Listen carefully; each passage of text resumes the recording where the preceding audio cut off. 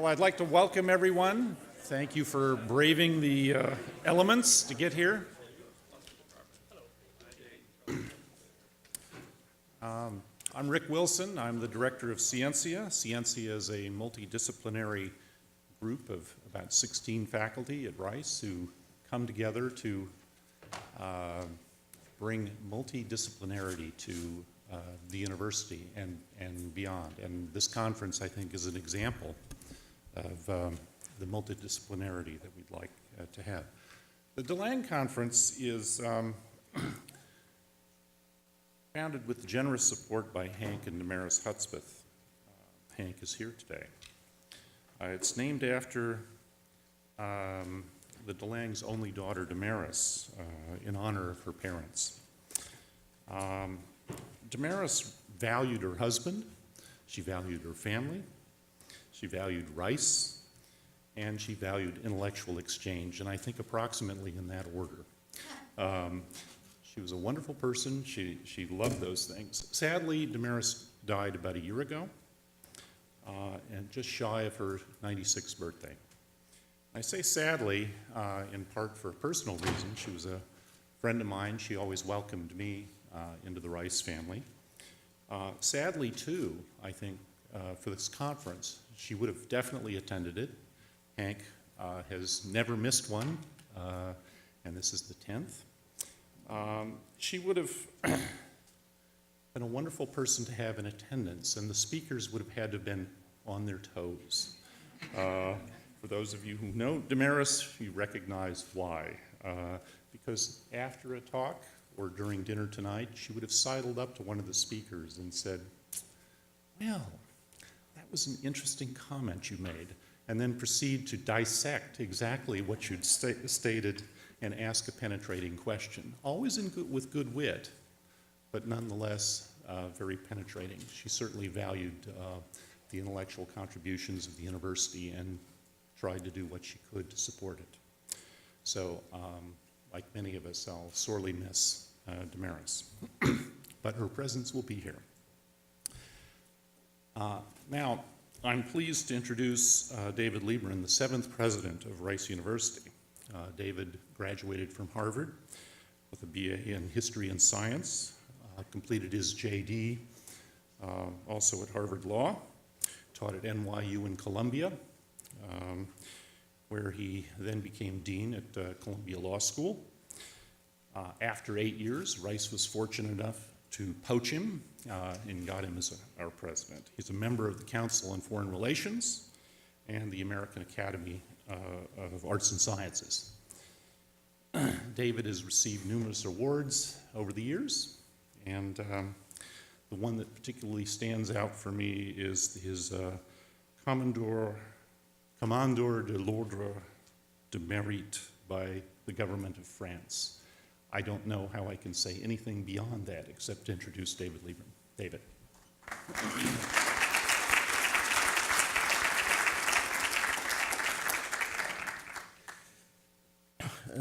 Thank you, Rick.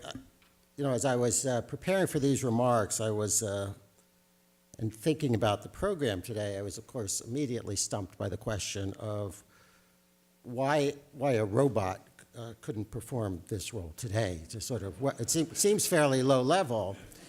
But then I realized the answer to that question was listening to Rick, because despite all our advances, it's not entirely clear how you would introduce a robot. And so that's probably why I'm here, just for the introduction, which means I should probably sit down now and shut up. But I'm a lawyer, and so we don't do that kind of thing. So my actually fairly limited role is to welcome all of you to Rice University. And I want to welcome both those of you who aren't employed by Rice University, but are members of our wider community here in Houston. One of the reasons we do such conferences is to invite that community in to participate and to benefit from the presence of one of the world's great universities in our city. And then I want to welcome those of you who have traveled from afar, particularly the speakers and participants here today, to join with us. Universities at their best are are never isolated. And that's particularly true of Rice University, which, as I like to say, is too small to be arrogant.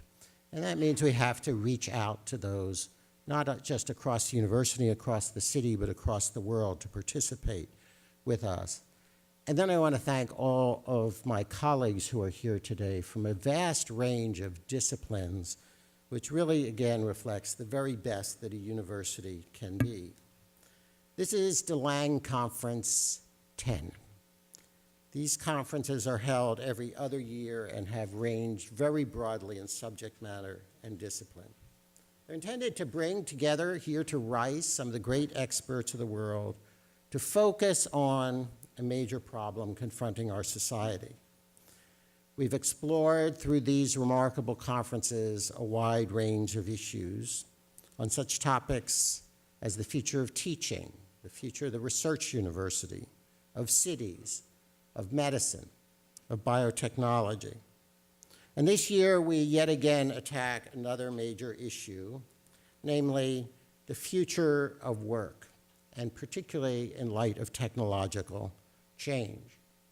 We live in a time in which we ought to be keenly aware of the importance of this topic. The 2016 UK referendum on Brexit, the recent US presidential elections, the weekend's referendum in Italy.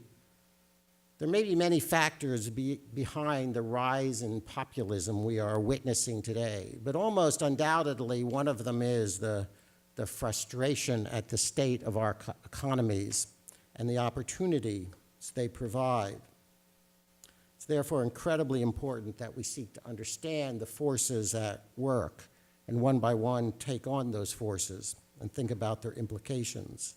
Employment in all of its aspects, labor participation, wages, unemployment, productivity, job satisfaction, employment culture, have deep and far-reaching political consequences for us.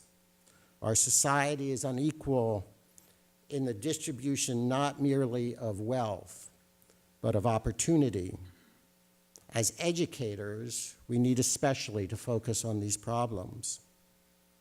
One common statistic cited that of the 11.6 million jobs added since the rebound began in 2010, about 99% of those jobs went to people with education beyond high school. Or put differently, only about 80,000 of those 11.6 million jobs went to people with high school education or less. So if you're wondering why are we in a time of political upheaval, that might be one place to start. This conference focuses on the impact of automation on labor from multiple perspectives: technology and engineering, economics, history, philosophy and ethics, sociology. The speakers are a remarkable group. Now, I do note one omission. Not a single speaker, to my knowledge, is a robot. I don't know if this is because robots aren't yet satisfactory conference speakers, or that the invitations reflected the deep protectionist bias of the organizers.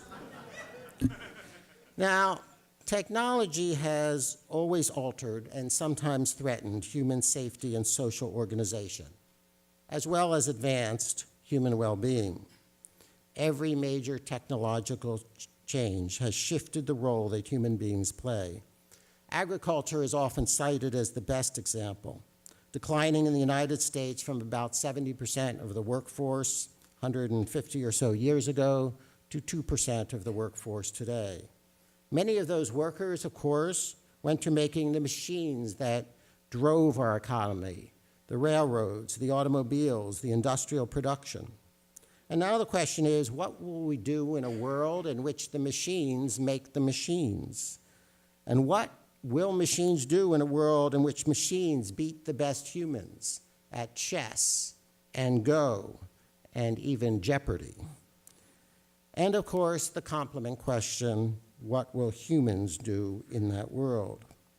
And all of this leads us to contemplate the possibility not merely that what we will do will change as it has with previous technology, but that the fundamental notion of the distribution and role of human labor will be altered. And in the absence of dramatically changed social organization, human welfare will be reduced for many, if not indeed most, in our society. Returning to the election, we need to ask whether these forces are now fueling the populism that we are seeing. And are these forces the result of global change in the migration and economic stagnation, or perhaps, and temporary, or perhaps permanent changes that, like climate change, require that we bring together the very best thinkers to analyze the problems we face and begin to discern how we ought to react to them.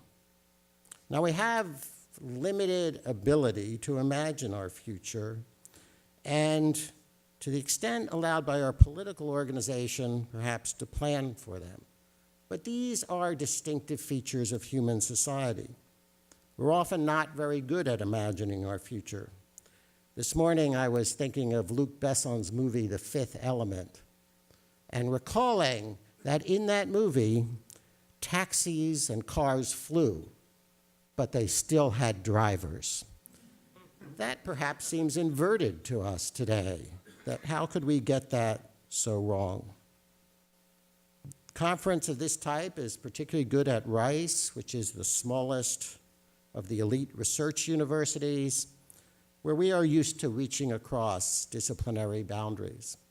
But few conferences are like this one, in which almost every kind of discipline is represented here to think about a problem whose understanding and solution must include almost every aspect of what we do as a university.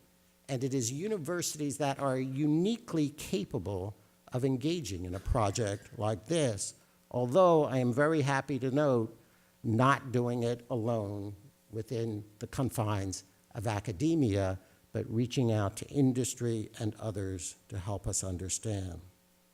As you heard, the conference is supported by the Lange Endowment, which was established by Hank and Demarest Hudspeth in honor of Demarest's parents. The conference is overseen by Scientia, which sponsors colloquia and conferences at Rice and is devoted to the exploration of broad topics that, like this, cut across disciplines. I also want to acknowledge Hank's presence. It's a delight to have you here, and we thank you for your continued support, not just the financial support that you've provided, but your presence and enthusiasm for this endeavor. I want to thank my colleague Moshe Vardi for his imagination and leadership in organizing the conference, to Rick Wilson for leading the effort of Scientia, and to the planning committee whose membership is noted in the program. I've sometimes thought that the real goal here is to replace university administration with robots. I don't know whether that's possible, but I will say that all great things at a university begin with the faculty, and this conference reflects that. Once again, many thanks to all of you who have come to join us, and especially our speakers. I look forward to being here as much as I can, and I look forward tomorrow to hearing how you have solved all the problems that we confront.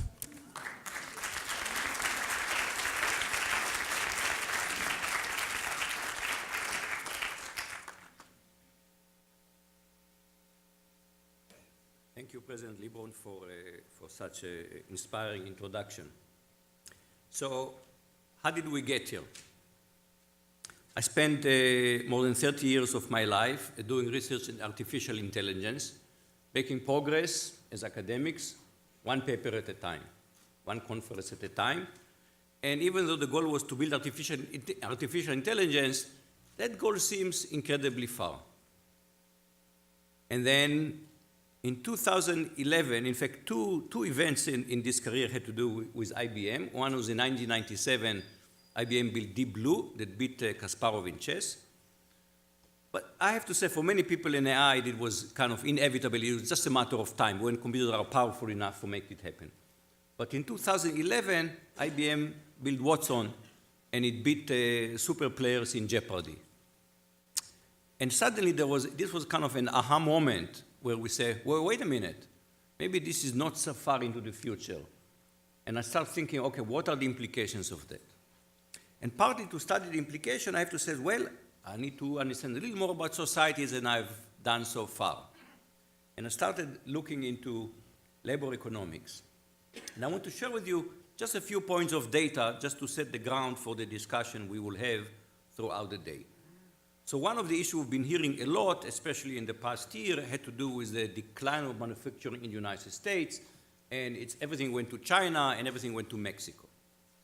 Well, here is, I think, a very important a slide, and it shows manufacturing output versus employment. And output is in constant dollars, and we can see that we are pretty much in an all-time high in terms of manufacturing. And other than, of course, zigzagging as the economy does, we've been going up for the past over 60 years. Except that employment peaked around 1980 or 1979, and especially has been going down since. And in particular, we seem to have lost, over the past 15 years, we have lost about 7-8 million jobs in manufacturing.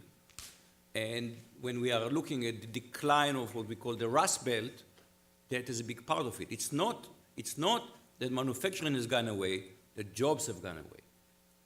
Now we can debate why that happened, but the fact that jobs have gone away and it caused tremendous amount of pain, that I think is beyond debate. And if we want to understand why, here is one explanation why.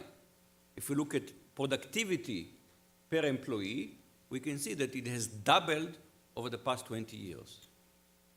You can see the point. 1997 it was $85,000 in constant dollars, and then by 2014, 2010 even, it's already about twice as much.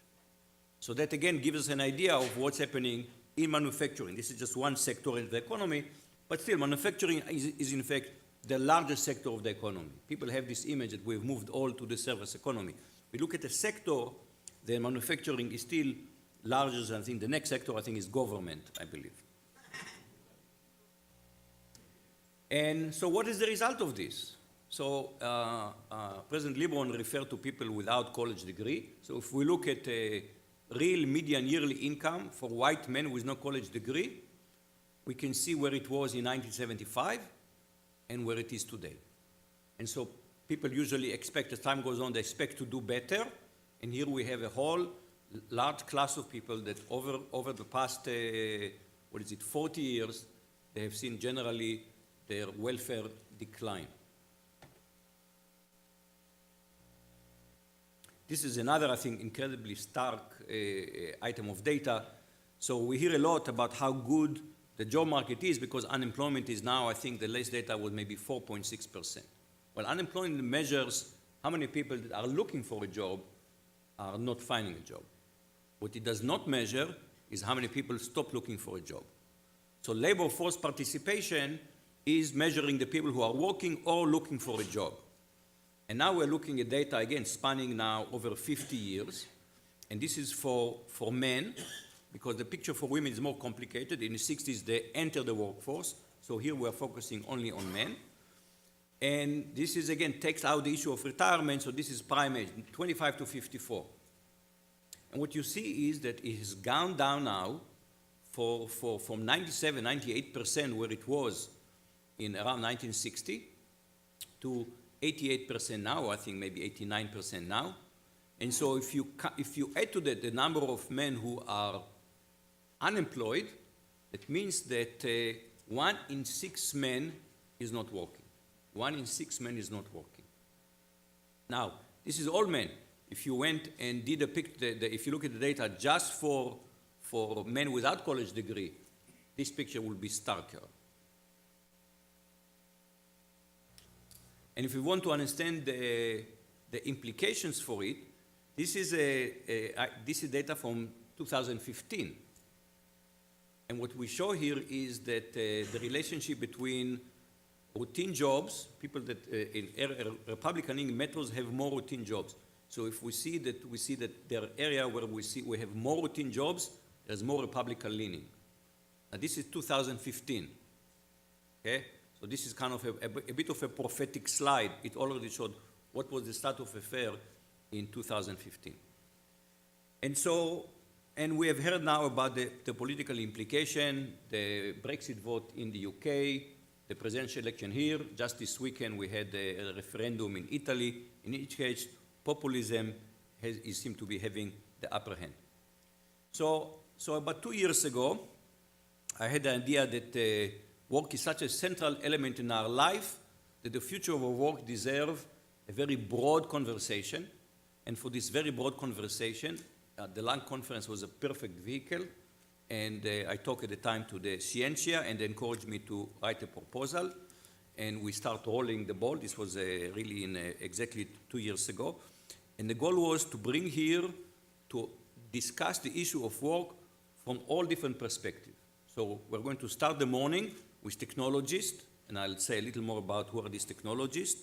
And then we shift in the afternoon, and we're going to have a couple of economists talking to us. We'll end up the day with discussion about social science and technological determinism.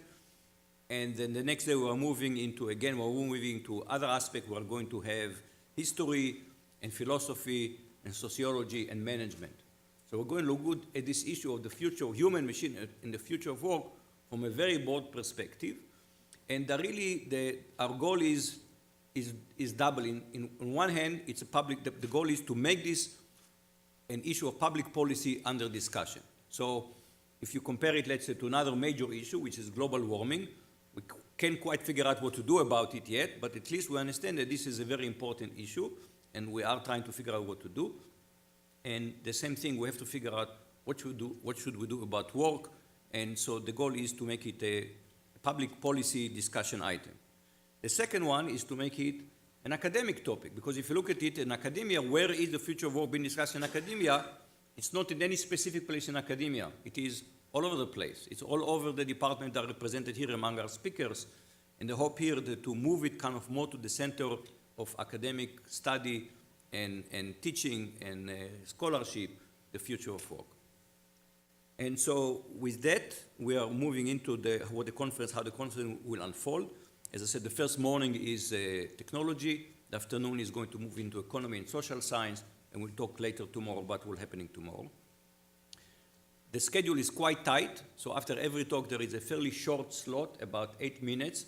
There are microphones here at the back, and people are invited to come and ask brief questions, because we need to get ready for the next speaker. For the afternoon, we have a breakout session, and we are going to take, it's in your program, we're going to take the speakers of the day and send them out to different rooms, and you can choose which one you like to go and engage with a more in-depth conversation, including there are people who are watching this from, who knows, from all over the world, and they'll pipe in some questions via social media, and so we will try to have this conversation in the breakout room. And tomorrow we will end up with a public policy panel. We will try to discuss, okay, how is all this, how does it translate, what is the public policy action that should be taken? And this will be the final panel tomorrow afternoon. So we can start the day. We have this morning 3 very distinguished speakers from technology. We have Manuela Veloso. We can now switch to the other slide. Well, Manuela Veloso is our first speaker. She's a distinguished roboticist from CMU. We've been interacting for many years. She's given talks here at Rice. Our second speaker is Vijay Kumar. He's a Dean of Engineering at Penn, and he is robotic from another side. Manuela, are you going to talk about RoboCup? A little bit, okay. We'll see robots playing soccer. And Vijay Kumar talks about quadcopters. Unfortunately, he had a personal emergency, and he's spending together with his father in the hospital, and we hope that he will have tried to spend the weekend trying to arrange something that he can give the talk remotely, and we'll see how well it works. Then we'll have a break, and then Guru Banavar from IBM Research, from the vice president there for cognitive system, will tell us about the view, less on robotic, more on automated cognition, including the business aspect of it. And this will be the morning. No other comments? We can proceed with the first talk.